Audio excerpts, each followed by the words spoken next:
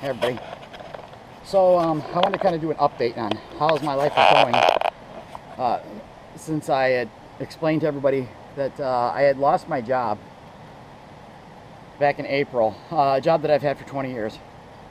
It took a massive toll on me because I'm not somebody who likes change. And clearly doing the same thing for 20 years,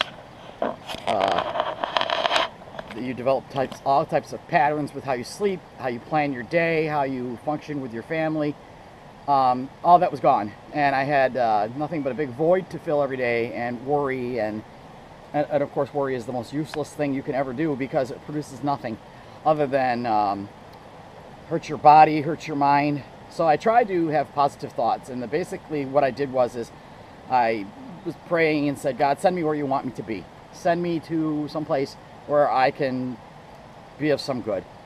And I ended up accepting a job at the hospital nearby, and it was kind of a controversial thing because in our area everybody knows that they've been fighting to keep this hospital open. As it is with lots of states, you're finding that your budget cuts for healthcare are being cut drastically. As it is in our case, there's several hospitals that are having issues in our immediate area, and it's very, very sad. In any case, I accepted a position with the hospital, and it was a leap of faith, let me tell you, because it was full-time overnights, and I don't work overnights. I haven't worked overnights in 20-something years. And at my age, trying to adapt to this type of a schedule, I didn't know if I could do it or not, but I decided I would give it my best. So the schedule actually turns out to be from 6:30 at night until 7 a.m. in the morning, and there are 3 of those shifts a week. It has been very hard on me. My feet are constantly, even now I'm wiggling my feet. They constantly hurt. Yes, I bought good shoes. I have diabetic neuropathy in my tips of my fingers and in my feet. So I'm in constant pain, and standing on them for these long periods of time is just excruciating. But I go to work every time that I go, and I say, God, let me be something special to somebody this day. And I'm telling you, each time I've gone to work, I feel that I've touched somebody's life. Most recently, I was at work, and there was a little lady. She was 90 years old. She said, "I'm a war bride. I'm from here, 1946." She was the sweetest little thing. And while I was talking with her, and she was scared about being in the hospital, she was recovering from pneumonia. She grabbed my hand and held it to her chest, and she told me that I had the sweetest smile, and I made her feel so good. And I said, you know what, right there, that 12 hours of standing on my feet, being in pain, was paid for in that moment when that lady grabbed my hand and told me that she was appreciative of my care. It made it all worthwhile. In every negative situation, you have a choice. You can dwell on the negativity, or you can search for something positive. And I know some people say it's foolish sometimes when I say, well, that 12 hours of pain was worth that moment where she grabbed my hand and told me how thankful she was. And to me, yes, it was. The pay is half the pay of what my other job was. So yeah, it's been a rough struggle, wondering, is this the job that God wanted me to have? Did I do the right thing when I took this job? And I'm quite certain that I have. So on top of it, I had been praying to God about how much this job is. My feet hurt, my legs hurt, I can't adapt to the sleeping schedule, but I struggle to keep doing it, thinking it'll get better one day. And all of a sudden, they start calling me off of work. And I'm like, oh my God, what am I going to do? First of all, I barely had enough money to pay my bills with such a small salary, being, like I said, half the pay of my other job, trying to adapt to that. And now they're calling me off, and I don't have paid time off. What am I going to do? Somebody said to me, you should be eligible. It might have even been my son. He said, you should be eligible for unemployment. Now, remember, my other job I had been at for 20 years, and after we parted ways, I filed for unemployment. I was granted unemployment, and I was on unemployment for 7 weeks. And I said, I am not staying on this. I'm going to work. And I ended up taking the job at the hospital. So out of a 26-week period of time that I could have collected unemployment, I only collected for 7. So anyway, I contacted the unemployment division, and I explained to them that my full-time job was 3 shifts totaling 36 hours a week. And she said, anytime you make less than $420, you're entitled to unemployment. Now here's the other thing about this job. My unemployment rate is $420 a week.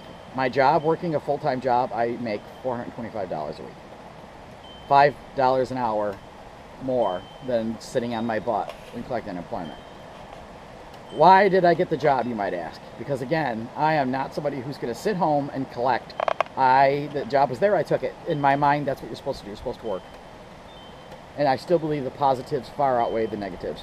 So anyway, she said to me, anytime I make less than $420 a week, I'm entitled for unemployment. You cannot even fathom how excited I was to know that I was going to have recompense for the days I had been called off of work. In fact, they called me off 2 of my 3. And I was hysterical. How am I going to pay my bills? That's what, $100 paycheck? But I was approved for the days I lost, and I'm certainly not rolling in the money, but I can pay my bills, so I'm ecstatic. Meanwhile, my son has been planning to get married. Roller coaster ride we've been through with what's been going on with my son is just, sometimes it's so overwhelming. You could just shut down kind of, and you say, I gotta go lay down. I can't think anymore. I had a ring that I had meant a lot to me, and I had it sized for my son for his wedding. Consequently, there was a burglary at his house on 4th of July. Scumbags kicked in his door and they stole the ring. They stole their family pet, which was a blue and gold macaw named Zoe. They stole the Xbox 360 I bought for the kids for Christmas. They stole a bunch of things. We were devastated. They're devastated over the loss of their pet bird. The kids were hysterically crying. I was sick to my stomach over the loss of that ring. We made posters. We taped them up everywhere. I put on lost and found sites, and still the bird has not been recovered. Police really haven't been much help in this situation, sad to say. I have high esteem for our police in this area, but in this case, I don't think they've done anything that they could have to help this situation, especially since about a month after the burglary, my son had been up late at night doing laundry, and he saw somebody out by his truck, and he went out with a baseball bat, and he caught some guy breaking into his truck. The guy took off running, and they, of course, called 911, and when the police caught this guy, he had on him a cell phone that belonged to my son. Yet nothing happened to him. He was given a ticket for criminal mischief, or I think that's what it was. He got nothing, and he was found to be in possession of articles from about a dozen other cars that he had broken into. And when they asked him how he happened to have a cell phone belonging to my son that was taken in the burglary, he said that his cousin had given it to him. And that's as far as that went. There was no more investigating, no more anything. So the bird still remains lost. All the items remain lost. Really, the whole situation it's got me so sick to my stomach, and I can't imagine how stressful it is for my son and his children that there's no outcome to this horrible thing that happened to them. And we continue to hope that the bird is out there somewhere, still alive, that they didn't kill her, and that there's a chance someday that somebody will return her to us, or let us know where she is. It's been horrible. It's just been horrible. There was a site on Facebook that published a blue and gold macaw that this guy had found, and he demanded that anybody stepping forward to claim the bird have paperwork. Well, we didn't have paperwork for our bird. My son bought him from an individual, not a pet shop, and he was so excited to get the bird. I guess he should have been more warned that he should have required more paperwork. But she was a baby when we got her. The guy went on Facebook and started making fun of my son, saying some loser was trying to get a free bird, that he didn't even have vet paperwork or ownership paperwork. No, we didn't have vet paperwork. She's never been sick. My son takes very good care of his animals.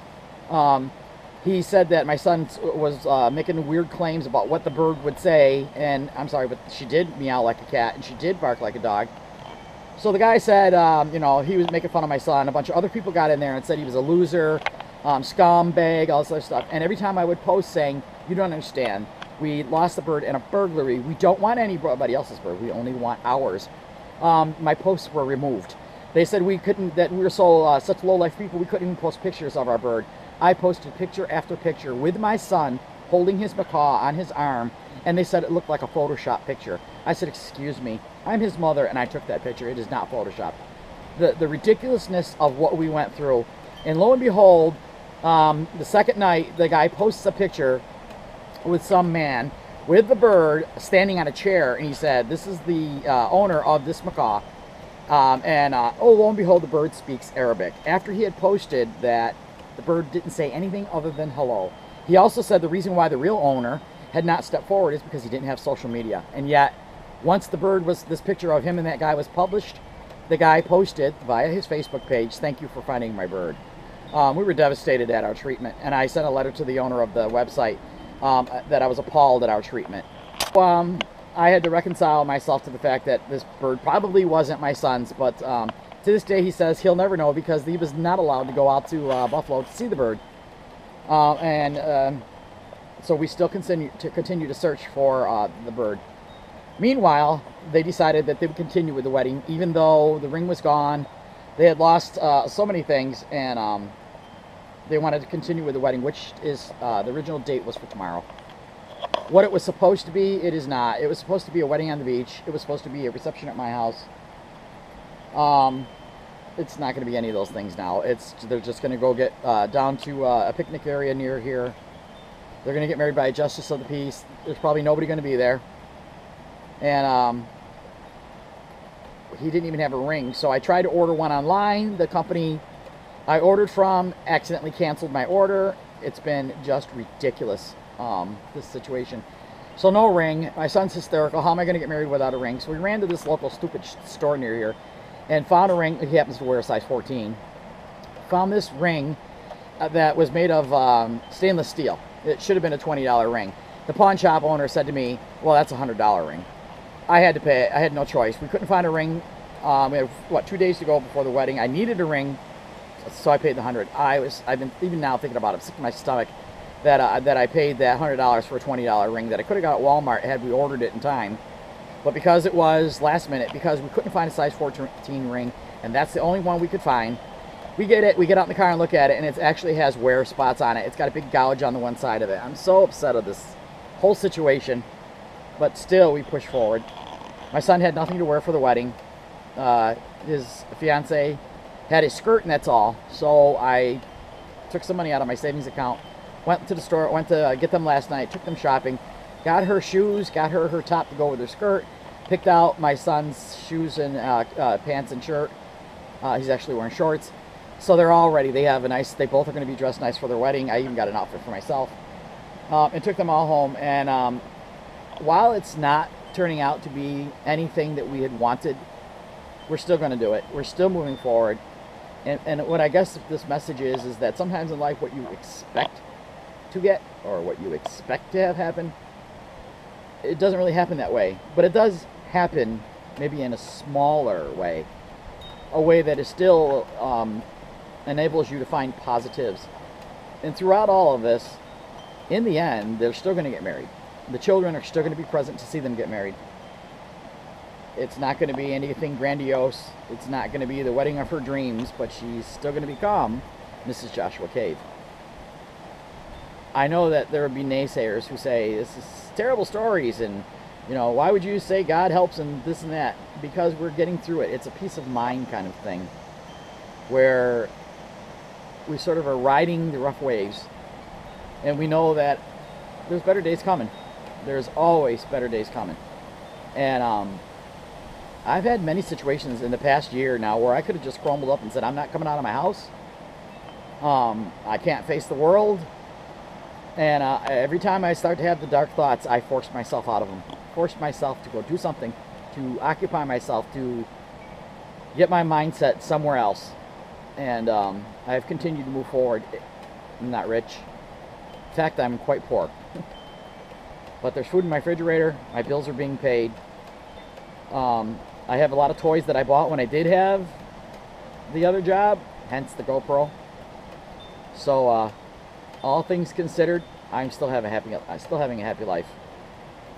And if all my tales of woe help even one person out there, then this has all been yet another positive example.